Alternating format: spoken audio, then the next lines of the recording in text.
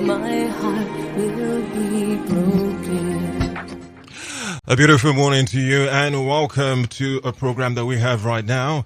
It's titled Disclose the Deal Campaign. And my name is Clinton. Studio time check is 11:14 a.m. I am not alone as this morning our conversation will be, quite interesting. I have a couple of gentlemen in the studio here.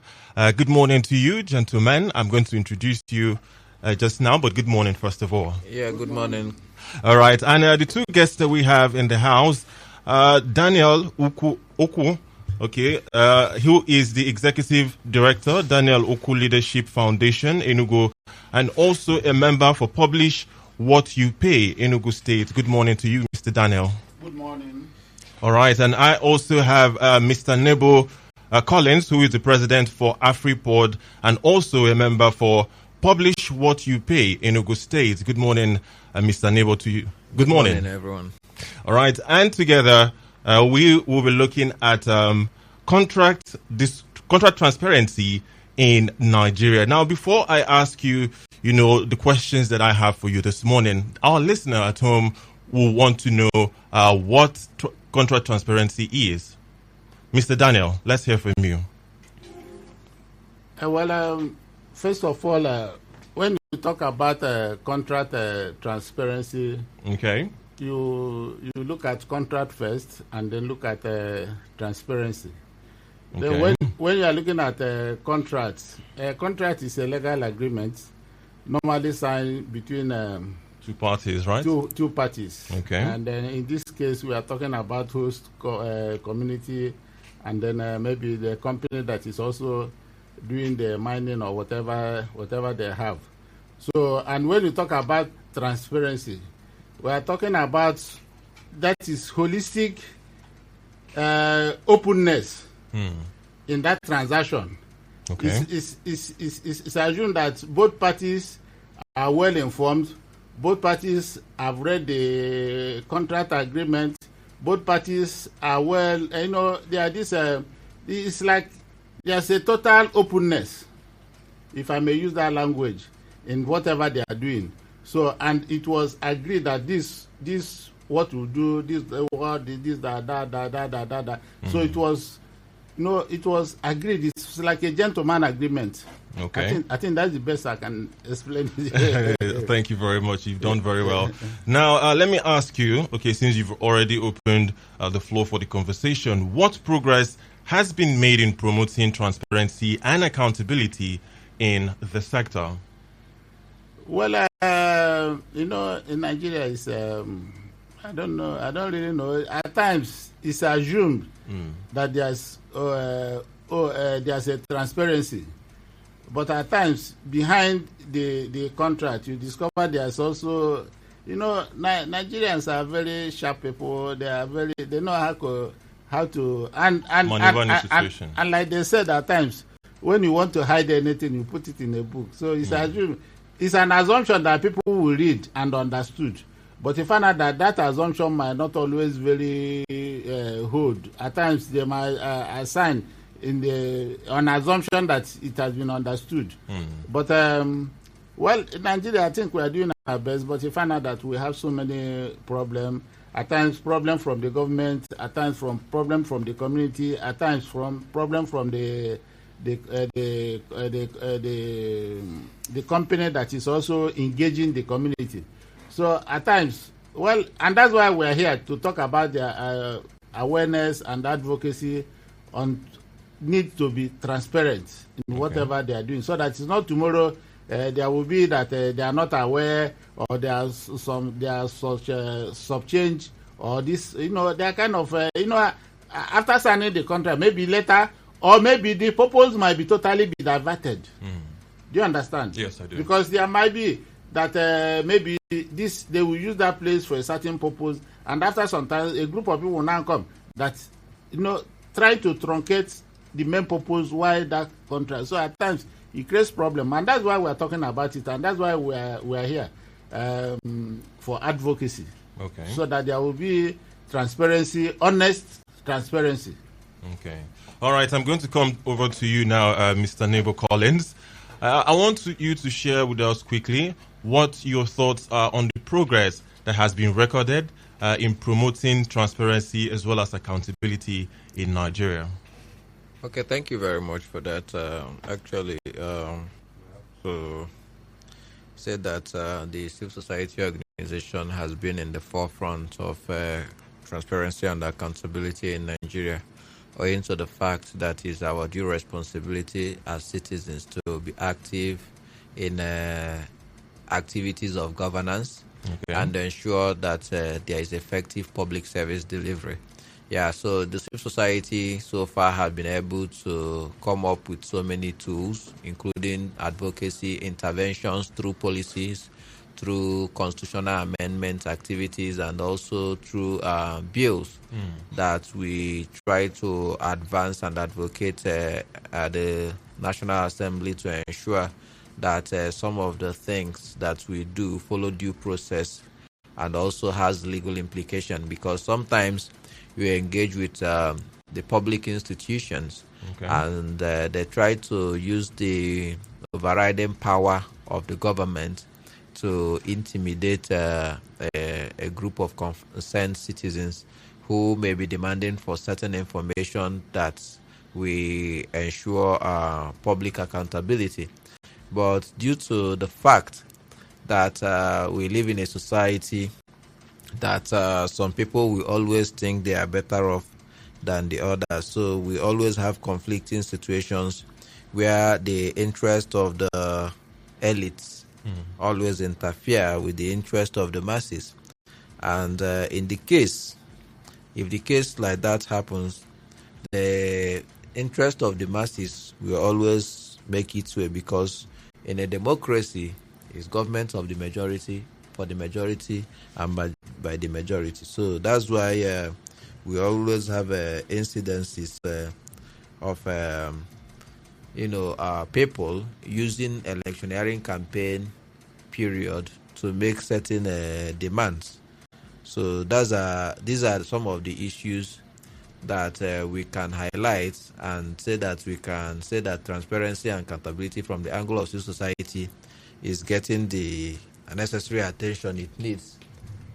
Okay. Yeah, right. But however, from the government angle of it, we have some lapses, and I believe in the course of this conversation, we are going to also look at certain, we look critically and specific interventions and specific moves that have been made by both parties, the public sector and the citizens' assembly, which is the civil society organizations, to be able to seek necessary balance in creating conversation around transparency and accountability in the system.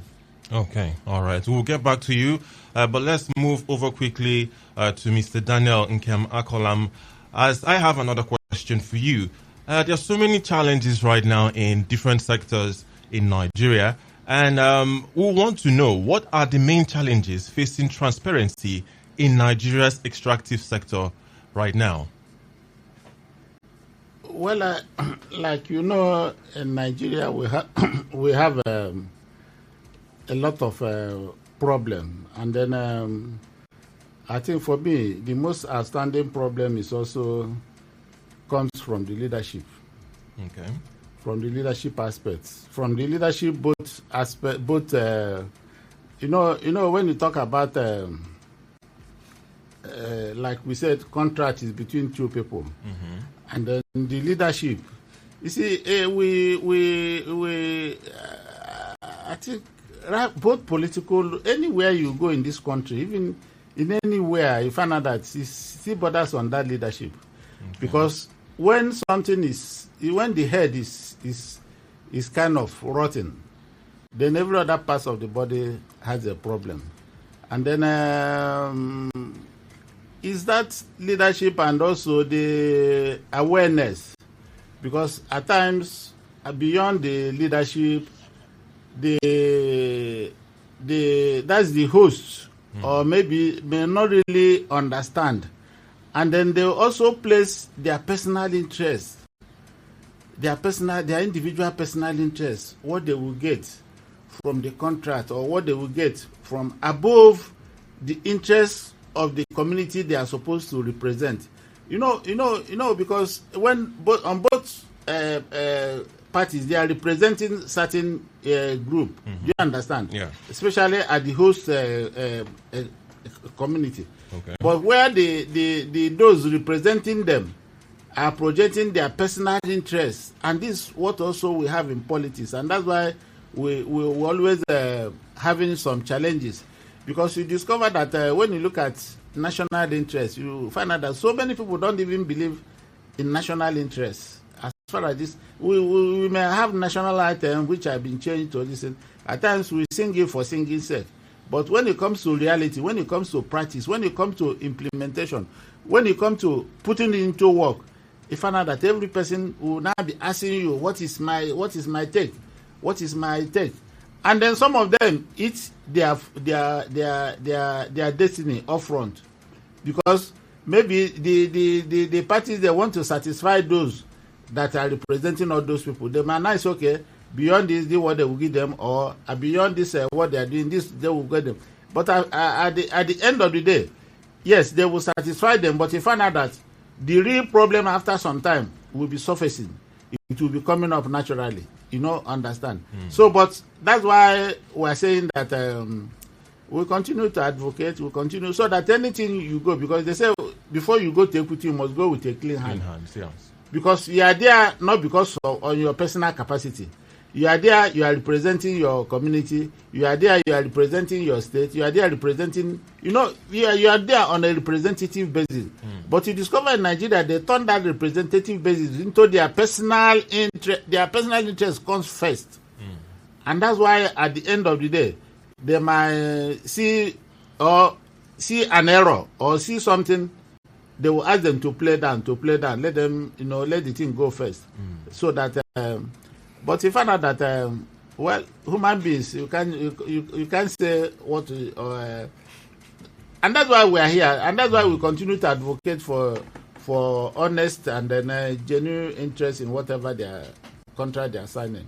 All right, over to you, Mr. Nebo Collins. In your opinion, all right, what would you say are some of the main challenges facing transparency in Nigeria's extractive sector right now? We have different ministries that address different aspects of extractive industry. We have the Ministry of Petroleum that is solely interested in the oil and gas exploration. Okay. And we have the Ministry of Solid Minerals.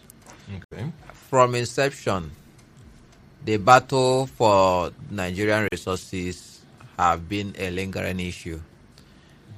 We know the popular banditry issue in Zamfara and some northern states, I think in Niger and Kaduna and some of these states, even in Abuja. This conflict boils down to illicit extraction of Nigerian natural resources, because some shady individuals with their collaborators in the public sector connive to steal what belongs to the whole people, and we begin to see crisis and insecurity that is lingering. Because you ask yourself, people that are causing mayhem, how are they being funded? Where are they getting money from to buy sophisticated equipment they are using to engage even the security agencies? And you look at it that this is just a cabal of individuals who want to hijack the mineral resources of the nation for their own selfish interest. And sometimes even some political individuals can be traced to paying alliance or being in alliance with these people. And that's where we talk about transparency and accountability. The Nigerian extractive industry has never, even in the most modern times, honored the call for transparency and accountability, both at the state level, the local government level, and the federal level. Over time, in the last 8 years, and even now, the presidents of Nigeria, back to back, have always assumed the position of Minister for Petroleum. And yet, as a Minister for Petroleum, you still appoint a junior Minister for Petroleum. But the President does not demonstrate accountability when it comes to this aspect. Because when the critical issue of petroleum economic sabotage in the downstream and upstream sector of the petroleum industry occur, the President doesn't speak up as the minister. Why do you appoint yourself a minister when you don't demonstrate, when you know you cannot do the job? You have not finished with the job of the President, and you are calling yourself Minister for Petroleum. Then if Nigerians want to hold leaders accountable, who do you hold leaders? How do you hold the President accountable when the President is under, the immunity of the law? So that's why you see the issue of bunkering lingering, because certain people felt offended and excluded, so they find another means of getting their own from the national cake. Why? Because even the national cake and the mining and the extractive in the petroleum industry is not accountable and transparent. Even till date, if you send letters requesting for certain information, how many oil, how many barrels are we producing in a day? No, Nigerians don't know how much money are we even making from oil and gas export. We don't know. The only thing we see is periodic and constant scarcity of petrol products in Nigeria, that is the 10th largest country that produce petroleum crude oil in the whole world. And the leaders will come and give you all the promises. Sometimes I feel ashamed that NNPC at this stage will be talking about importing fuel. NNPC is proudly importing fuel, and they are giving 100 million reasons why they have to keep importing fuel. Well, Kaduna refinery is not functioning. Rivers refinery is not functioning. They just licensed a Edo refinery recently, but crude oil has not been supplied. Dangote has been crying up and down for them to supply him crude oil to be able to produce, petroleum products for Nigerians. This is leadership deficiency, intentional leadership deficiency created to suffer an average Nigerian, because I don't know if we deserve this kind of suffering from fellow Nigerians. Thank you. All right. Thank you very much for being explicit there. Over to you, Mr. Daniel. What efforts have been made to address incomplete data and limited access to information in Nigeria? It's still, like I said, it's still a leadership issue, because just like my colleague just said that we are the 10th, and then, at times this country looks very funny. It looks very, I really don't know what to say, but at times it's a bit embarrassing. It's a bit that you don't have data, you can't even say you want to make inquiry. And then there are people that have been placed there on a fast salary, doing everything. And then, you see, when you look at the whole country that are producing, it's only in Nigeria that you find out that they don't have any. It's like, I really don't know. I think it's beyond, because for you to have accurate data, because data speaks for everything. If you want to say you want to measure your progress, if you want to make whatever, it's data driven. You will not say that, okay, this figure you are producing, by the time you do this, that is the where the target you hit, and then it's just like, but it's like every person is just doing it. At times when they say the fuel, the oil, what we are producing here, and then somebody is now telling me they will export it and import it at this cost, and then at times I look and laugh. But it's just like there are things within your control, and there are things outside your control. There's nothing you cannot do. But when you have a good leader, I think, because when you talk it's one politician I know that when he's talking about facts and figures. He's talking about so years, that is the production capacity. Because if you don't know where you are, you cannot know where you are going. You cannot measure where you are making progress. You cannot, because data is everything. Do you understand? Just Yes. like you with data, you can now analyze, you can do your projection, you can do analysis, you can now say, okay, in this so years, this where you are, where you will be, and all the rest of it. But this one, I don't really know. Even I think we have more internal sabotage than whatever. It's like everybody assume not to know what they are doing. Imagine Dangote refinery coming up, and they are just also trying to gamble, and then I really don't know. So this country is a funny country, and then we are funny people. So there's nothing we can do.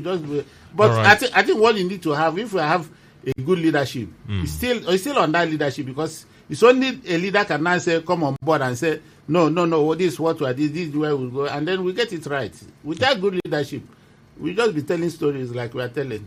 All right, Mr. Nebo, I meant to understand that we also have another challenge, aside the one that you talked about, which is the challenge of incomplete data and limited access to information. In your thoughts, right, what would you say are the efforts that have been made so far to address these challenges?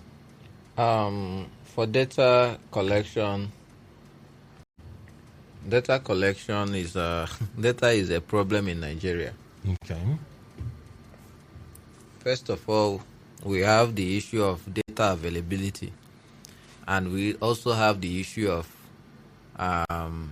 data like data correctness, like data accuracy. Yeah. So that's some states, for instance, have bureau that is in charge of data collection, but that bureau at the state level is as good as not functional. So the same thing reflects at the National Bureau of Statistics. I don't know how big their funding is, but I know that they are having a couple of challenges. You can imagine a national bureau that is owned by a Nigerian government partnering with foreigners or foreign corporations to generate data for Nigerians.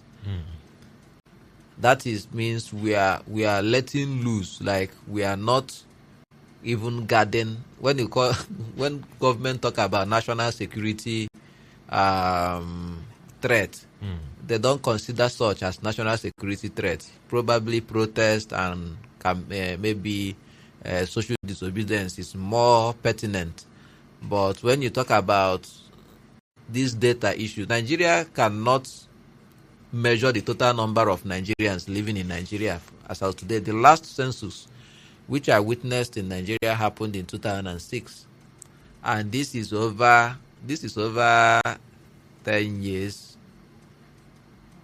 Yeah, Almost 10 years. Almost 10 years, Yeah. approaching. That's 2006 to 2016 should be 10 years. Then this is 2024, and we are approaching, in the next 2 years we are going to be 20 years out of data of the total population, and we are making planning. We have National Economic Planning Commission. We have different economic groups, and they are making plans for Nigerians.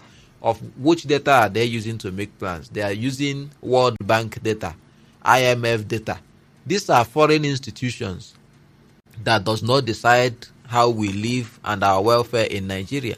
Okay. But we rely on their data to be able to make plans for Nigerians. That's the level of deficiency in data collection. There is no, in Nigerian, in public sector, I can tell you that there is no data, like data accessibility is a challenge.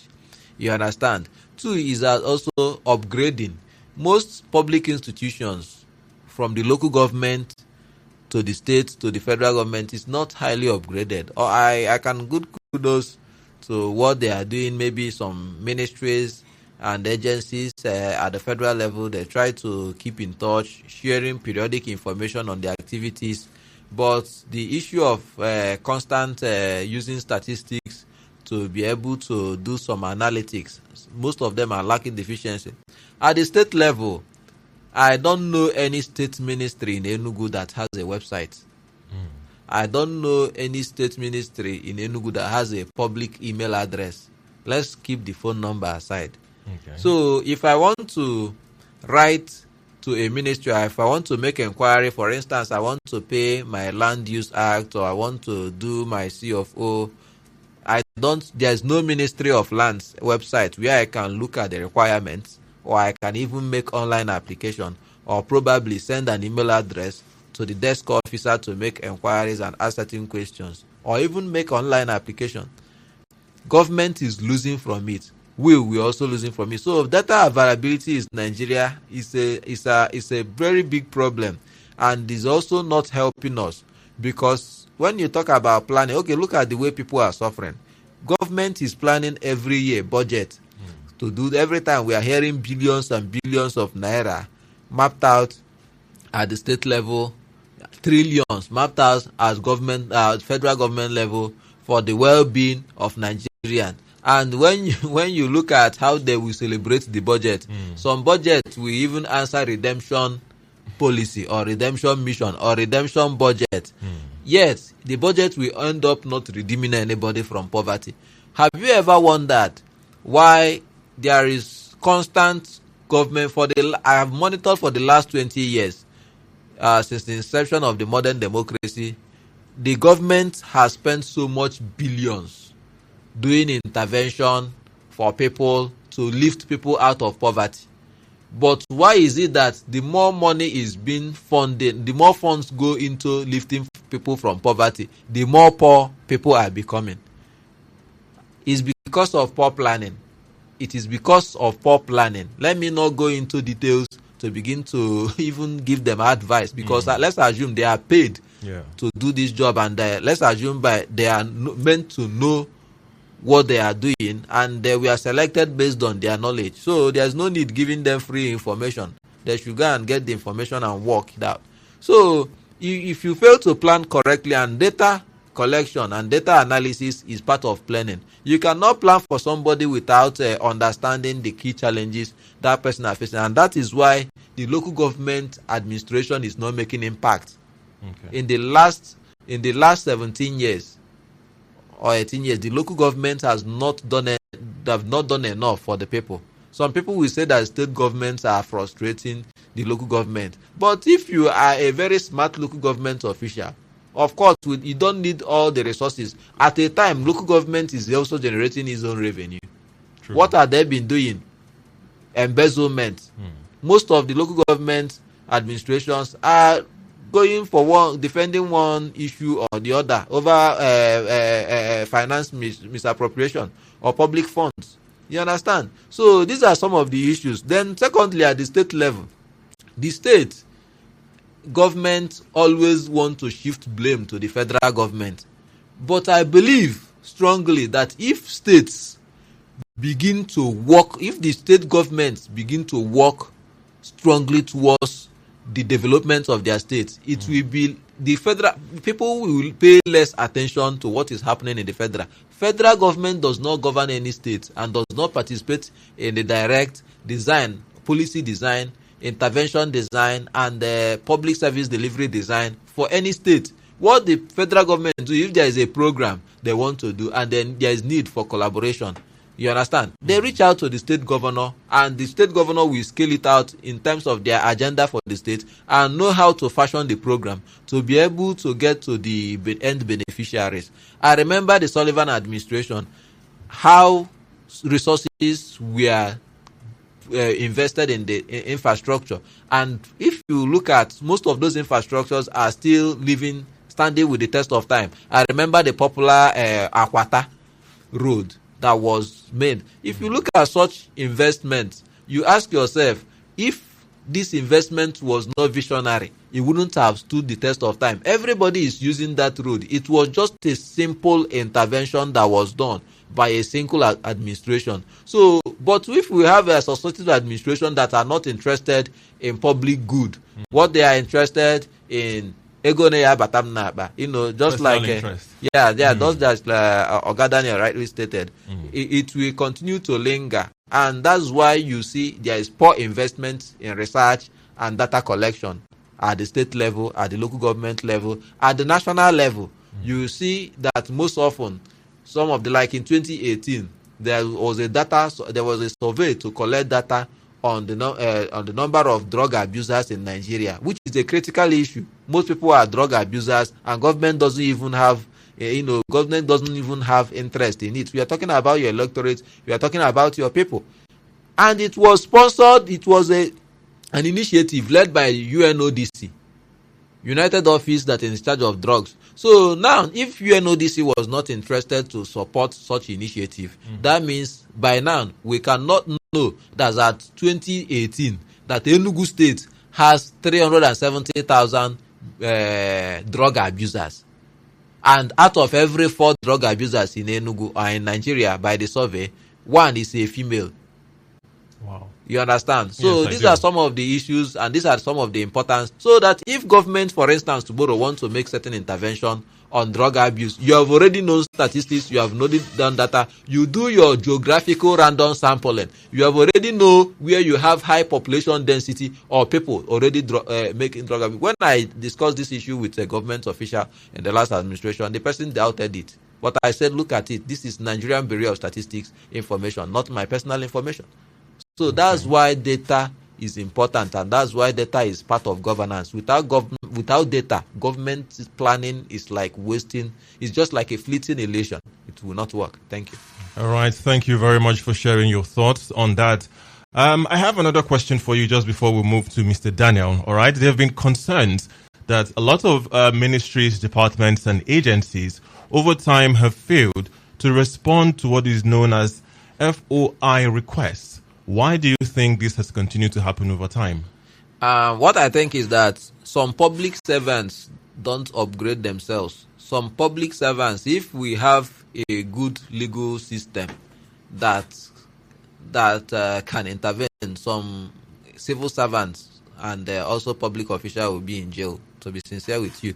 The FOI Act is a Nigerian law, and it has certain provisions that government must respond within 7 days upon the application of the Freedom of Information Act. Now, sometimes those information don't get answered because some public officials doesn't know that there is an act like FOIA, and if that even act, even if they know, they prefer to keep a certain level of secrecy than even obeying the law. So, but if we have a strong legal system, or probably if an institution like Savicom is still as functional as it's meant to be, many public officials would have been answering, certain questions. So that is the effect. It's just a personal. There's no reason why FOIA question will not be answered, if not that a certain individual at certain public office deliberately don't want to be accountable, don't want to be transparent, and don't want to be answerable to public call for certain information. So it's just a deliberate act, because if you have a ministry or an MDA that is doing, for instance, contract bidding, somebody may decide, okay, I want to go to Ministry of Works in Enugu and I want to know how contract bidding process happened and who were the total number of bidders and who were those giving this contract and what was the criteria at which they were giving this contract. This is public information, because the money or the resources being deployed into the contract activity is public fund. It's Enugu State money. It has not. The money did not come from any individual. If an individual award road in his village, a civil society group or a citizen-led group cannot go to that individual to ask for information on how the person award the contract, because the money belongs to the individual. He's doing it as a community service, right? Yes. But if it's a government institution, a government apparatus that is doing so, it is the legal right within the law that every Nigerian has the right to know what is happening, and that is part of democracy. So we cannot be practicing democracy only when it is election. Democracy is not about voting and being voted for. It's not. It doesn't end there. The proper governance, the administrative governance of democracy, is ensuring public service delivery, and that is where the ideal concept of the dividend of democracy come from. You understand? But you, for you to benefit from the dividend of democracy, you must be enlightened, you must be on the know, you must understand, you must be active citizens to know when and where you should, be part of at government intervention. Most people come to their communities and see what government is doing in their village. Some projects over the years have been abandoned. Even the community cannot understand that they can use FOI request to seek for this information. Okay. Our Igbo people will say Nikwa Mari Bezia. So if you keep quiet and if you become reluctant, you have nobody to blame than yourself. And that's where the role of active citizenship comes into. All right, just in case you're just tuning in, you're listening to the August edition of Disclose the Deal campaign on 92.5 Enugu's Dream FM. And with me, I have Mr. Daniel and as well as Mr. Nebo Collins. Now, we're going to come back to you, Mr. Daniel, real quick. I want to know what your thoughts are, right? Why do you think these ministries, departments, and agencies have continued to fail to the response, being asked of them concerning this FOI request? Why do you think it has happened over time? Well, if you see, when you have a weak institution, then it's like because you see, for you to solve a problem, it's like if you are looking for information, let's say you are looking for information on something that has to do with education or agri or whatever, then if you go to that ministry, if you don't get attention, there's supposed to be a higher level where you can now go, and then they will call them to order.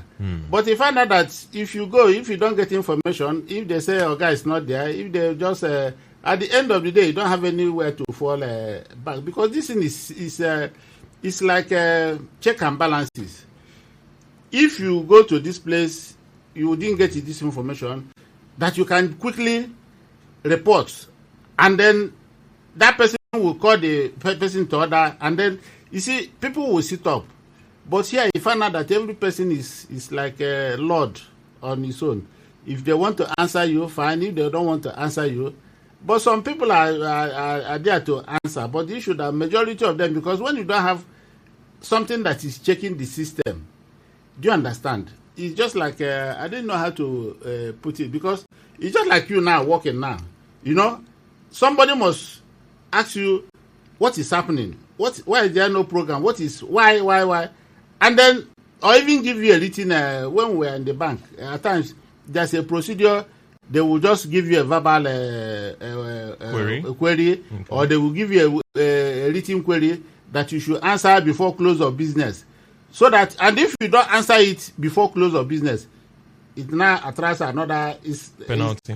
It's at another level. Okay. But if I know that our system doesn't have such penalties, just penalty, or even not, will you call it penalty? Just something that maybe if you go to this place you are not satisfied, go and report here, so that they will now address the issue, okay, and then give you a quick response until we come to that level. But you see, our system is just like people believe that government issues is only government, and then what's their business. Even if you find out that all these things we are talking, they find out that at times you may go to a community and they will put a project.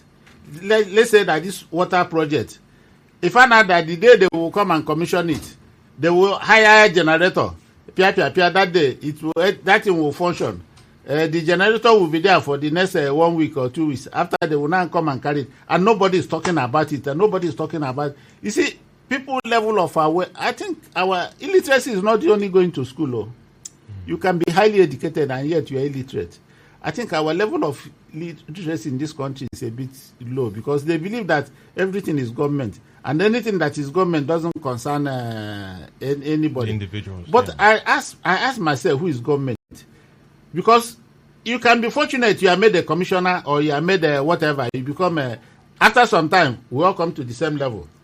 Do you understand? So the level of awareness is still very low in this part of the world, and they will see government work as government for people until we come to a level that we know that everything that has to do, that everybody is also government.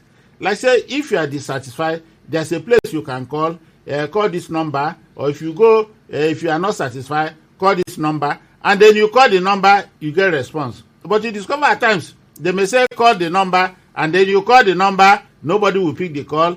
You know, there's all this when we talk about quick response.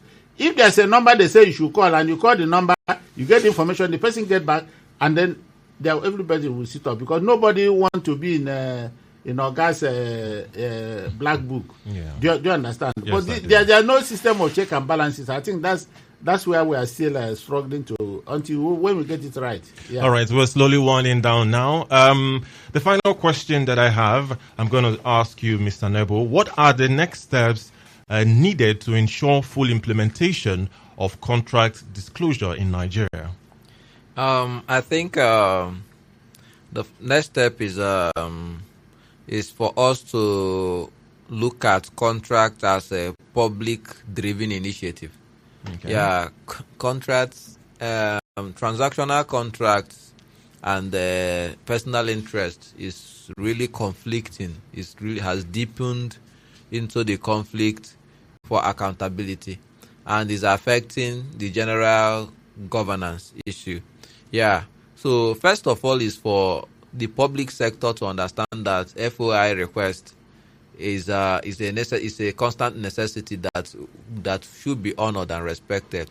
Then two is that the contracts should pass through the public procurement bureau.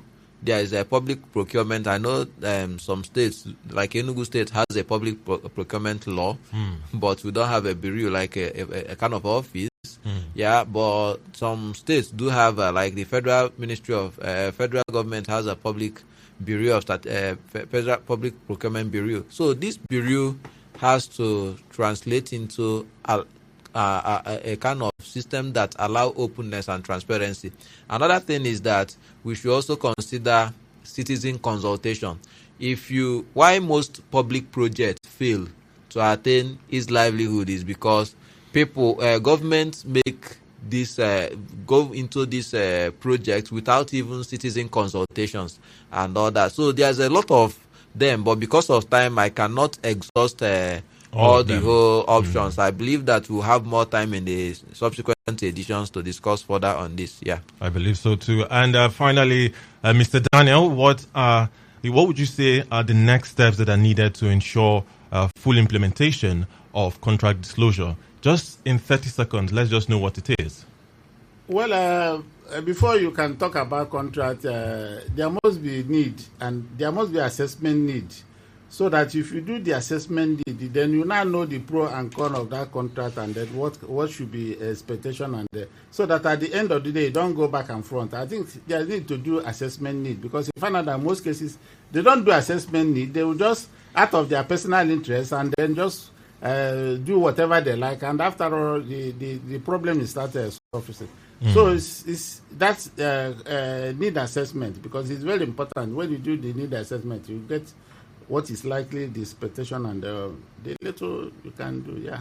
All right. Thank you very much, Mr. Daniel Uku Nkema Kolam, who is the Executive Director, Daniel Uku Leadership Foundation, Enugu. And also, thank you, Mr. Nebo Collins, who is the President of AfriPod and also a member of Publish What You Pay for Enugu State. My name is Clinton, and it was fun doing this with you guys. Hopefully, in the next edition, we will have more time to, discuss all of the things we need to discuss. But then, by 12, it will be time for the news. Keep it locked to 92.5, Enugu's Dream FM.